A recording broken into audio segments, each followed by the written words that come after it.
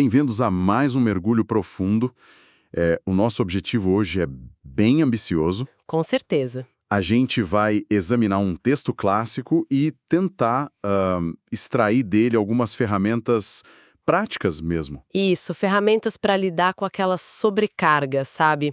O estresse e o ruído constante da vida moderna. Exato. E o material que a gente tem para essa análise de hoje é o livro 6 das Meditações, de Marco Aurélio. Um texto incrível. Muito. E só o contexto histórico já é motivo mais do que suficiente para prestarmos atenção, né? Porque a gente está falando de um diário pessoal. Sim, anotações íntimas de um imperador romano. Pois é. Textos que nunca foram feitos com a intenção de publicação. E é fascinante observar como o homem mais poderoso do mundo, naquela época, lidava com a ansiedade, com o peso das responsabilidades. E com as armadilhas do próprio ego. Nossa, exatamente. E o que chama mais atenção é o quão aplicáveis essas reflexões ainda parecem-se para a gente hoje. Sem dúvida, o contexto muda completamente a forma como a gente lê esse texto. Não é um tratado filosófico acadêmico, né? Aham. Não foi estruturado para impressionar um público ou construir um legado intelectual. Nós estamos lendo os lembretes diários de um líder tentando manter a sanidade. E a clareza mental, né? No meio de um império absurdamente complexo. Perfeito. E o nosso papel nesta exploração é justamente decifrar os mecanismos psicológicos por trás dessas anotações. Na prática, o imperador estava registrando exercícios mentais para não ser corrompido pelo poder. Para conseguir interagir com a natureza humana sem perder o equilíbrio. Exato. Certo, vamos desvendar isso. O item 13 do texto apresenta uma técnica muito particular de observação para evitar o deslumbre com o luxo ou com o status. Uma técnica bem visual, diga-se de passagem. Muito. O método consiste basicamente em olhar para as coisas mais valorizadas pela sociedade da época e desconstruí-las até a forma mais básica, mais literal mesmo. Aham. Por exemplo, diante de um vinho de Falerno, que era extremamente caro e cobiçado, a anotação mental é de que aquilo é apenas suco de uva fermentado. É quebrar a magia da coisa, né? Sim.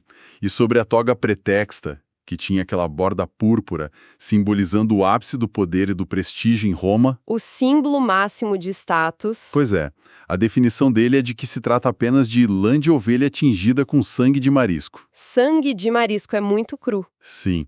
E num grande banquete, o peixe assado ou aquela carne finíssima são descritos só como cadáveres de um pássaro ou de um porco. O que é fascinante aqui é a semelhança com o que hoje a gente chama de reestruturação cognitiva. Olha só. Sim, é uma ferramenta muito usada na psicologia moderna.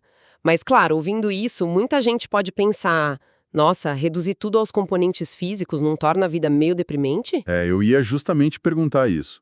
Se a gente passar a olhar para um jantar incrível só como tecido muscular de um animal, a gente não perde a capacidade de apreciar as coisas boas? Essa é uma objeção muito comum e totalmente compreensível. Mas o objetivo de Marco Aurélio não é criar uma existência miserável. Ele está tentando remover a ficção. A narrativa de exclusividade, né? Exatamente. A narrativa que a sociedade impõe às coisas materiais. Porque quando a mente acredita piamente nessa ilusão de grandeza de um objeto de status... Seja uma toga púrpura em Roma ou um carro de luxo hoje em dia. Isso. A mente se torna dependente desse objeto para sentir valor próprio. Então, a desconstrução serve para recuperar a liberdade. Faz todo sentido. Ao enxergar as coisas como elas realmente são fisicamente, a gente evita que o nosso orgulho seja manipulado por convenções sociais. Perfeito. O texto até menciona que o orgulho é um terrível enganador da razão. A ideia não é odiar o vinho de Falerno, mas não achar que beber ele torna alguém superior a outra pessoa. É quebrar essa ilusão. Exato, é nivelar tudo. E essa mesma lógica de desconstrução é aplicada à fama e à aprovação social, que é o que aparece nos itens 16 e 18. Essa parte é brilhante. Sim, o texto traz uma analogia curiosa sobre ser aplaudido por uma multidão. A descrição é de que os aplausos e os elogios públicos são apenas um bater de línguas. Pessoas movendo as línguas e fazendo barulho? É quase cômico se a gente pensar no mundo atual. Um mundo dominado por redes sociais. Essa busca incessante por curtidas se encaixa perfeitamente nisso. Totalmente. A gente gasta uma energia imensa tentando gerar um ruído digital que no fundo é só um bater de línguas moderno. Essa metáfora retira, na hora, aquele peso absurdo que nós damos à opinião alheia. É profundamente libertador. Com certeza. E a análise vai mais fundo quando o texto aborda o desejo de deixar um legado, sabe? Aquela busca por reconhecimento histórico. Que é uma armadilha enorme. Sim. Muitas pessoas sacrificam a paz de espírito no presente, na esperança de que gerações futuras, pessoas que nem nasceram ainda, falem bem delas. O que é muito irracional. Completamente lógico.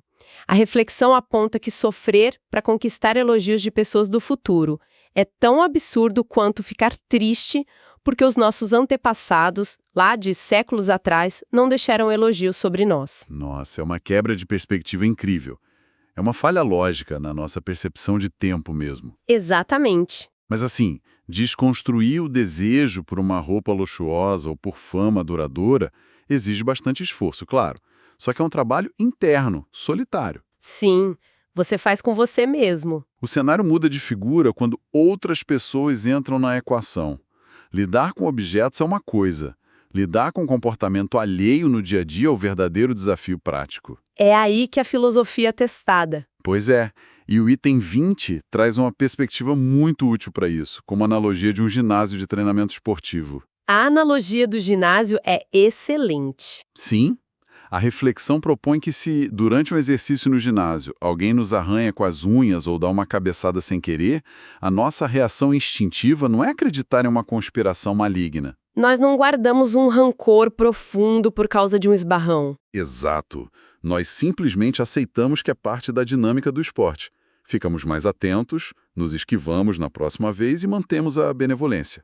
Se conectarmos isso ao panorama geral, essa é uma das ferramentas de convívio mais eficazes que existem para a vida moderna. Como assim na prática? Imagina as interações diárias. Alguém te fechando no trânsito, um colega de trabalho enviando um e-mail com um tom passivo-agressivo. Ou uma resposta ríspida de um atendente. Isso! Tudo isso pode ser tratado como esses pequenos arranhões de ginásio. É o antídoto perfeito contra o hábito destrutivo de levar tudo para o lado pessoal. Na maioria das vezes, a pessoa está só lutando com as próprias frustrações e acaba esbarrando na gente, né? Exatamente como alguém desajeitado num treino. E a recomendação do imperador não é ser passivo ou fingir que não doeu. Não é engolir sapo calado. Não. O texto fala em ficar alerta e se desviar, mas o ponto crucial é fazer isso sem mostrar receio e, acima de tudo, sem aversão. Ou seja, se proteger do golpe, sem transformar a outra pessoa num monstro dentro da nossa cabeça. Perfeito. Aqui é onde a coisa fica realmente interessante. Porque falar para não levar para o lado pessoal é fácil. Mas na hora do conflito, o instinto humano é revidar. A vontade de devolver o arranhão é grande. Sim, mas os itens 26 e 27 oferecem um método muito claro, usando o exemplo de soletrar um nome. O exemplo de Antonino. Isso. O texto pergunta o seguinte: se alguém precisa soletrar o nome de Antonino e de repente comete um erro ou se exalta durante a pronúncia, qual é a atitude correta? Não faz sentido começar a gritar de volta. Exato. O razoável é simplesmente continuar enumerando letra por letra com calma. E a analogia sugere que, da mesma forma que corrigimos um erro ortográfico de forma metódica, a gente deve lidar com as falhas das outras pessoas passo a passo. Esclarecendo os fatos sem raiva. Essa postura didática exige uma compreensão muito profunda sobre como a mente humana opera. Porque exige empatia intelectual, né? Totalmente.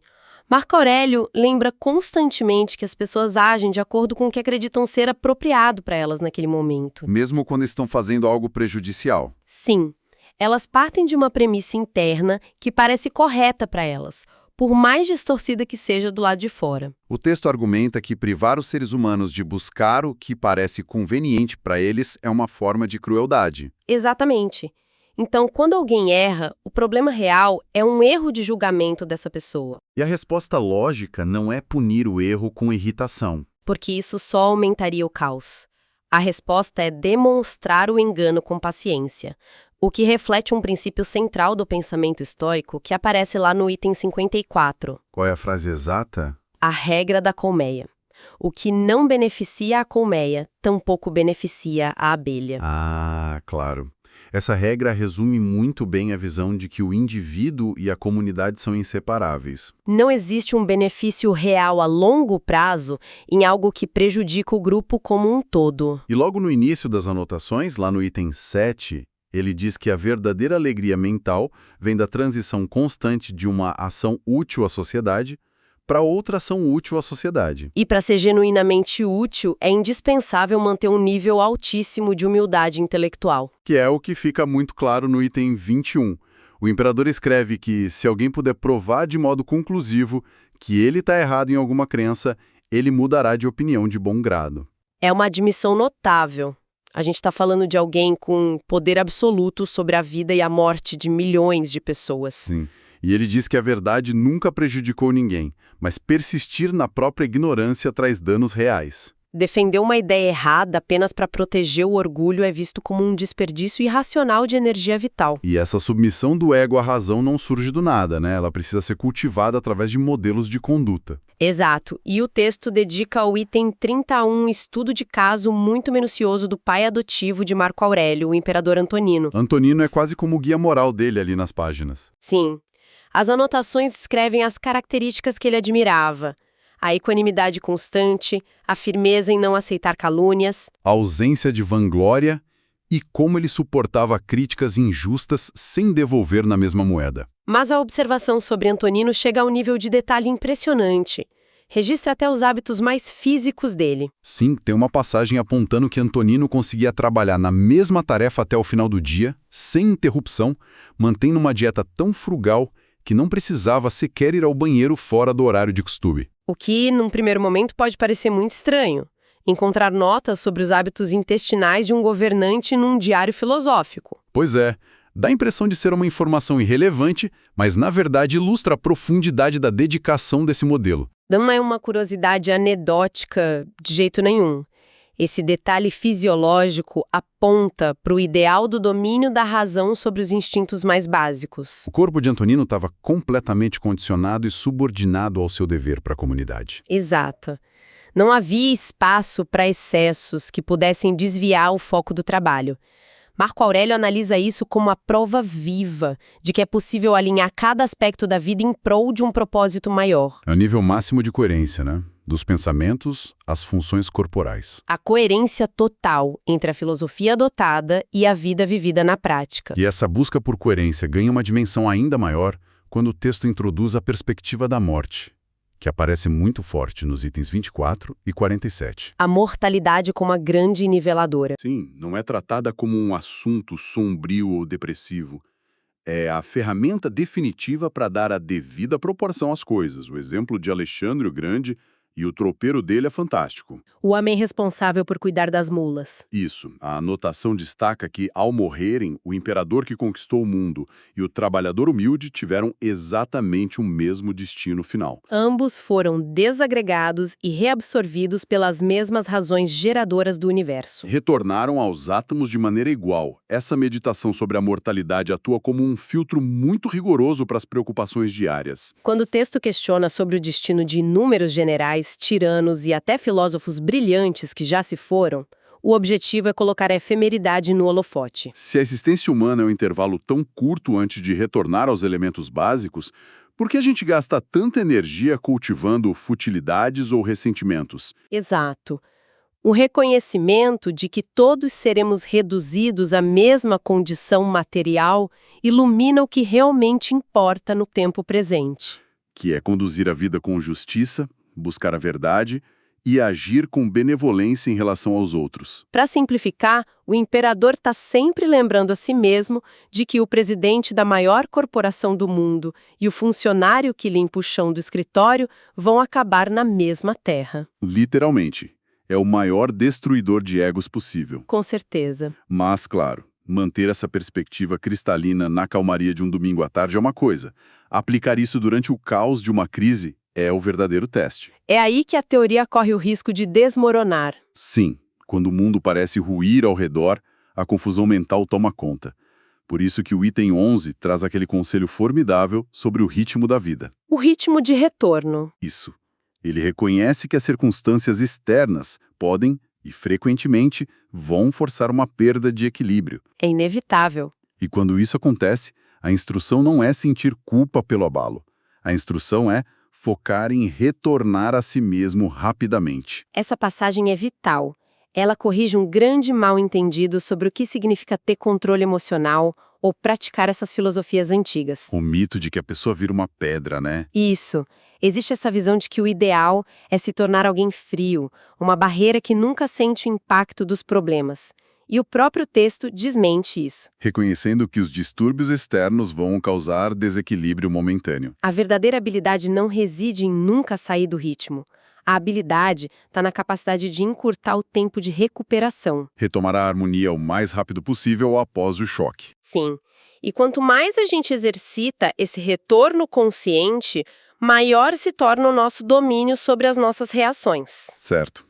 Então, o que tudo isso significa no fim das contas? É uma boa hora para resumir. Sim, se a gente organizar as lições dessas anotações imperiais, nós temos um mapa bem claro para lidar com a complexidade do mundo de hoje. Sem dúvida. Significa olhar para os objetos de desejo da nossa cultura e remover a narrativa de luxo que os envolve, vendo só os materiais físicos. Desconstruir o valor ilusório. Exato. Significa também lidar com os atritos sociais e as pessoas difíceis como se fossem só esbarrões acidentais num ginásio de esportes, desviando dos golpes sem alimentar ódio. Os arranhões de ginásio. Aham.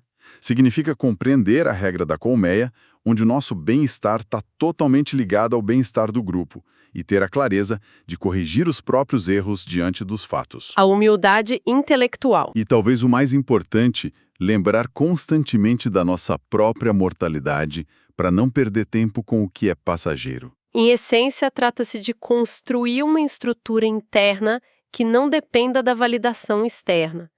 É o esforço contínuo para focar apenas naquilo que a razão governa, cultivando a paciência com os erros alheios e a firmeza no próprio dever, independentemente de todo o ruído em volta. Um verdadeiro manual para a mente, testado pelo tempo e pela história. E para quem está nos acompanhando por aqui no YouTube, a gente quer muito levar essa conversa para os comentários agora. Conta pra gente, qual dessas reflexões imperiais mais ressoou com o seu dia a dia? A desconstrução do luxo ou talvez a ideia de tratar o atrito como um arranhão de treino. Deixem as opiniões de vocês aqui embaixo e, claro, não deixem de curtir o vídeo, se inscrever no canal e ativar o sininho para não perder os nossos próximos mergulhos profundos no conhecimento. E para finalizar a nossa análise de hoje, deixo uma última reflexão baseada no item 38 das anotações. O texto sugere que se observe constantemente a conexão de todas as coisas no universo. A visão proposta é a de uma teia ordenada onde tudo se entrelaça em mútua dependência. Uma perspectiva bem profunda. Muito. E diante disso, surge um questionamento. Será que o nosso maior sofrimento diário não vem da nossa insistência ilusória de tentarmos viver separados desse todo, resistindo à natureza das pessoas e ao fluxo inevitável das coisas? Fica aí um pensamento intrigante para nos acompanhar até a nossa próxima exploração.